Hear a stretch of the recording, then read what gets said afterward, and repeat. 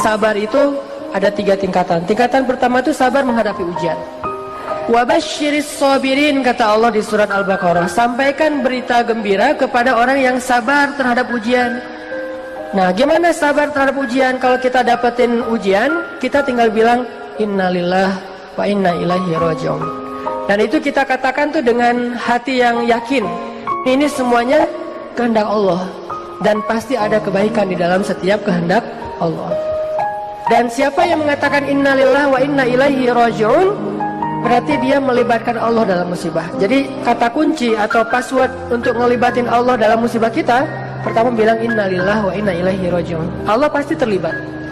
Jadi kalau kita pengen libatin Allah dalam musibah kita, pertama pakai passwordnya dulu. Langsung Allah tawarkan banyak jalan keluar dalam musibah kita, karena kita hanya perlu mengatakan innalillah wa inna ilaihi raji'un.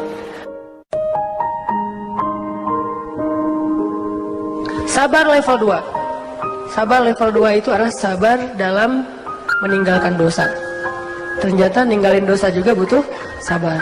Sabar untuk nggak ngelakuin dosa, walaupun mungkin dosa itu udah biasalah, orang lain juga ngelakuin yang kayak gitu. Sabar untuk nggak kepoin Instagram orang misalnya, atau Instagram mantan misalnya ya. Karena kalau kita kepoin nggak bakalan sabar. Sabar untuk menjaga pandangan mata. Apalagi sabar untuk ninggalin, untuk tidak jalan sama dia kalau belum halal. Itu butuh kesabaran dan itu nggak gampang.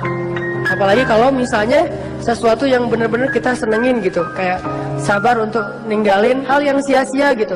Dan itu sabar yang lebih tinggi derajatnya daripada sabar terhadap musibah loh teman-teman.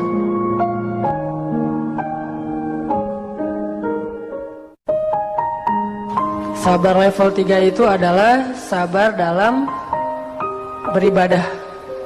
Jadi kalau level 1 itu sabar menghadapi musibah, level 2 sabar meninggalkan dosa, level 3 itu sabar dalam ibadah. Sholat sabar, puasa sabar, sedekah, tilawah, segala macam ibadah-ibadah sabar. Ini sabar yang paling tinggi nih. Tapi 3 sabar ini bukan pilihan teman-teman. Kalau misalnya kita, saya mah yang level 3 aja, yang sabar ibadah, tapi kalau musibah ngeluh, kalau dosa belum bisa ninggalin, berarti belum sempurna sabarnya.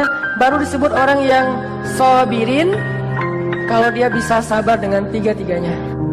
Kalau kita nggak sabar dalam ketaatan, dalam berbuat baik, bisa jadi kita kehilangan pahala berbuat baik hanya gara-gara tidak sabar.